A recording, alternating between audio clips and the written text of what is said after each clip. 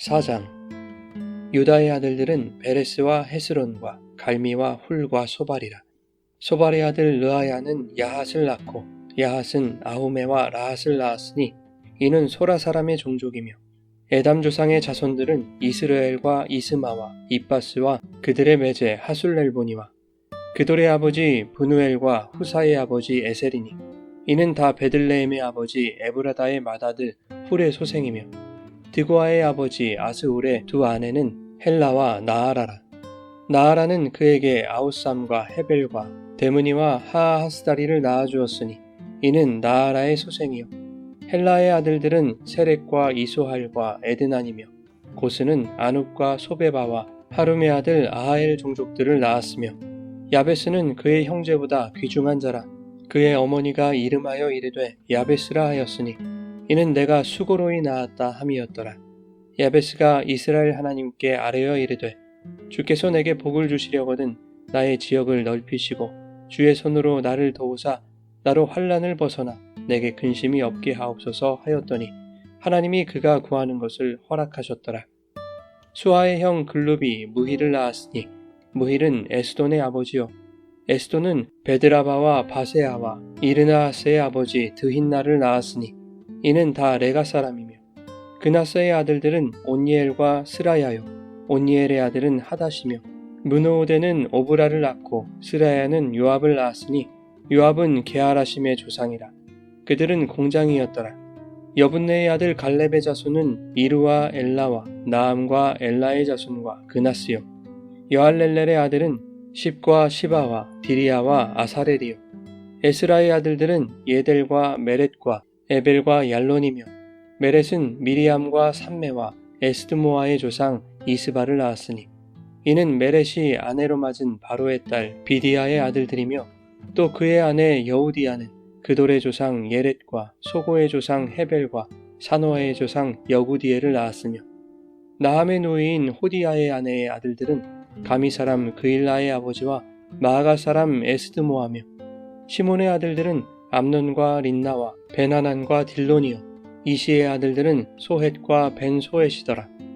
유다의 아들 셀라의 자손은 레가의 아버지 에르와 마레사의 아버지 라아다와 세마포 짜는 자의 집 곧 아베스야의 집 종족과 또 요김과 고세바 사람들과 요아스와 모압을 다스리던 사랍과 야수비네헴이니 이는 다 옛 기록에 의존한 것이라.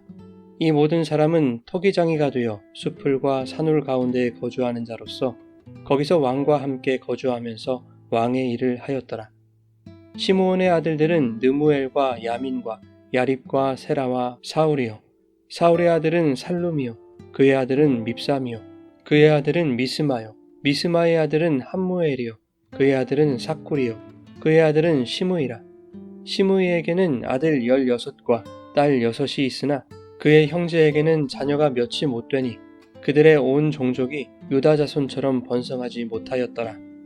시므온 자손이 거주한 곳은 브엘세바와 몰라다와 하살수알과 빌하와 에셈과 돌랏과 부두엘과 호르마와 시글락과 벳말가복과 아살수심과 벳비리와 사하라임이니 다윗 왕 때까지 이 모든 성읍이 그들에게 속하였으며, 그들이 사는 곳은 에담과 아인과 림몬과 도겐과 아산 5성읍이요. 또 모든 성읍 주위에 살던 주민들의 경계가 바알까지 다다랐으니 시므온 자손의 거주지가 이러하고 각기 계보가 있더라. 또 메소밥과 야물렉과 아마시아의 아들 요사와 요엘과 아시엘의 증손 스라야의 손자 요시비아의 아들 예후와 또 엘요에네와 야아고바와 여소하야와 아사야와 아디엘과 여시미엘과 브나야와 또 스마야의 오대손 시므리의 현손 여다야의 증손 알론의 손자 시비의 아들은 시사이니 여기 기록된 것들은 그들의 종족과 그들의 가문의 지도자들의 이름이라. 그들이 매우 번성한지라. 그들이 그들의 양떼를 위하여 목장을 구하고자 하여 골짜기 동쪽 그돌 지경에 이르러 기름지고 아름다운 목장을 발견하였는데, 그 땅이 넓고 안정되고 평안하니 이는 옛적부터 거기에 거주해 온 사람은 함의 자손인 까닭이라.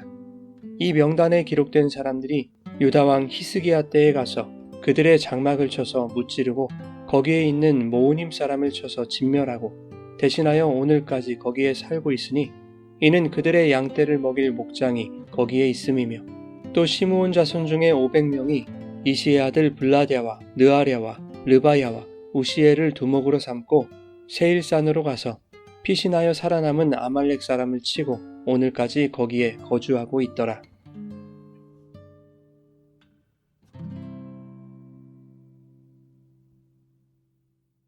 여러분 좋은 아침입니다. 오늘도 말씀의 은혜가 여러분의 삶에 풍성히 임하기를 소망합니다. 오늘 본문은 2장에서 언급했던 유다 자손의 족보가 반복됩니다. 2장에서 다뤘던 유다 자손의 족보는 다윗의 왕통을 잇는다는 관점으로 기록되었고 그것이 3장으로 연결되면서 나라가 망해도 다윗의 왕조는 망하지 않으며 포로기 이후에도 이어지고 있음을 말씀하는 것이었죠. 이전 장들에서 살펴봤듯이 유다 지파의 시조인 야곱의 아들 유다는 며느리 다말을 창녀로 여기고 동침하여 부정을 저지른 사람입니다. 그 부정함을 통해 태어난 베레스의 후손으로 다윗이 태어났는데 다윗 또한 바세바를 범하고 우리아를 죽이는 불의를 행했던 사람이죠. 그럼에도 불구하고 하나님은 사람의 자격과 조건을 보지 않으시고 당신이 택하신 자에게 왕의 언약을 주셨다는 것입니다. 그러므로 언약을 주신 하나님의 신실함을 믿고 그분이 행하실 일을 기대하고 소망하라는 것이 이전 장들의 교훈이었습니다. 그런데 오늘 본문에서 다루고 있는 유다 자손의 족보는 왕족 계열이 아닌 유다 지파의 일반 백성들의 이름을 열거하고 있는 것입니다.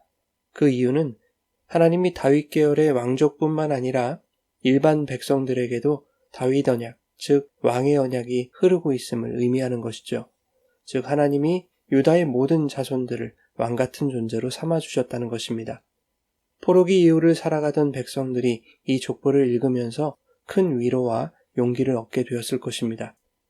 본문에 기록된 이름들은 우리에게 대부분 생소한 이름들입니다. 그 중에 몇몇 익숙한 이름들도 나오는데 9절의 야베스라든지 15절의 갈렙 같은 인물은 잘 알려진 인물이죠. 이것을 보며 하나님은 특정한 계층과 지위를 가진 자들만 쓰시는 것이 아니라 우리와 같이 일반적인 백성들 안에서도 귀하게 쓰임받는 일꾼들을 배출하신다는 것을 깨닫게 되었을 것입니다.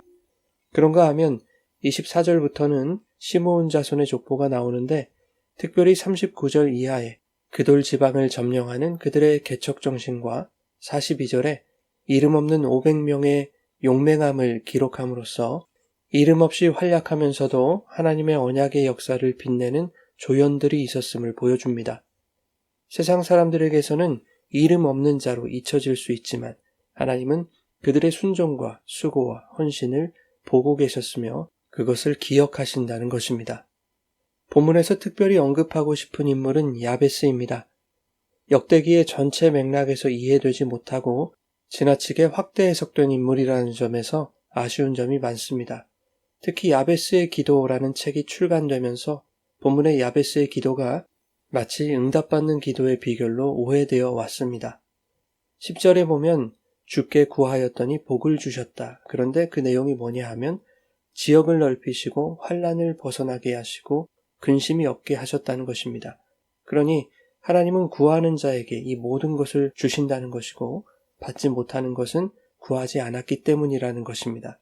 이러한 해석은 역대기 기자의 기록 목적과 당시의 독자들의 상황을 이해하지 못하는 데서 오는 오늘날 자본주의와 물질주의를 합리화하기 위한 종교적 술수에 지나지 않은 것입니다. 오늘 본문에 일일이 셀 수도 없는 수많은 이름들이 열거되고 있는데 그 중에 오직 야베스에 대해서만 2절을 할애하여 설명하고 있습니다. 족보에 기록된 사람들 중에서도 하나님이 그를 특별히 주목하셨다는 의미일까요?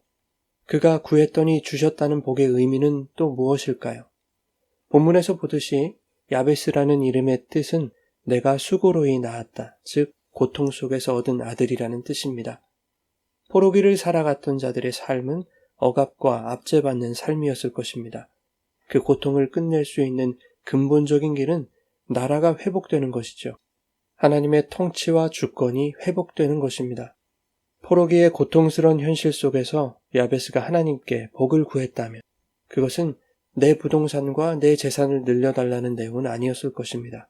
그가 말하는 환난과 근심이라는 것은 자기 재산이 없음으로 말미암은 것이 아니란 말이지요.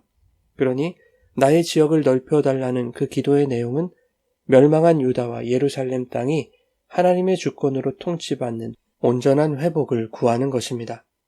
이러한 기도는 야베스 한 사람의 기도가 아니었을 것입니다. 오늘 본문에 소개된 수많은 하나님 나라의 조연들이 하나님의 주권이 회복되기를 간절히 소망하며 포로기라는 고통의 현실 속에서 하나님께 함께 부르짖었던 것이죠. 하나님의 주권과 그 나라의 회복, 그것이 궁극적인 복이었다는 것입니다. 하나님은 그 모든 자들의 기도를 들으시고 응답하신 것입니다. 즉, 야베스라는 특정한 인물을 하나님이 주목하신 것이 아니라 야베스로 대표되는 고통 가운데서 부르짖는 당신의 백성들의 기도를 들으신 것이죠. 그래서 10절에 야베스가 이스라엘 하나님께 아뢰었다라고 표현하고 있는 것입니다. 야베스 개인의 기도였다면 야베스가 자신의 하나님께 혹은 그의 하나님께 기도했다고 표현했을 것이지만 이스라엘 하나님께 아뢰었다라고 말하고 있는 것은 야베스로 대표되는 이스라엘이 하나님께 부르짖었다라는 것을 의미하고 있는 것이죠. 오늘 본문이 우리에게 주는 교훈은 하나님께는 귀한 자와 천한 자가 따로 없다는 것입니다. 모든 백성을 왕같은 존재로 여기신다는 것이죠. 또한 고통 가운데 있는 백성들에게 늘 귀를 기울이시고 부르짖는 자들에게 궁극적인 해결책을 허락하시는 분이라는 것을 말씀하고 있습니다. 뿐만 아니라 하나님은 부르짖는 자들의 기도를 통해 역사하신다는 것을 말씀합니다. 사랑하는 여러분, 우리의 인생 속에 때때로 고통과 절망의 상황들이 찾아오고 모든 것이 무너져서 어디서부터 시작해야 할지 갈피를 잡지 못할 때가 있습니다. 그때 고통 중에서 야베스가 그리고 언약 백성의 조연들이 그랬던 것처럼 우리의 삶에 하나님의 통치가 회복될 수 있기를 기도해야 합니다. 하나님의 주권이 다스리는 하나님 나라의 지경이 넓어지기를 복으로 여기며 기도할 때 하나님은 그가 구하는 복을 허락해 주실 것입니다. 그 하나님 나라의 복을 풍성히 누림으로 환난에서 벗어나 근심이 없는 평강과 기쁨으로 충만하기를 예수님의 이름으로 축원합니다.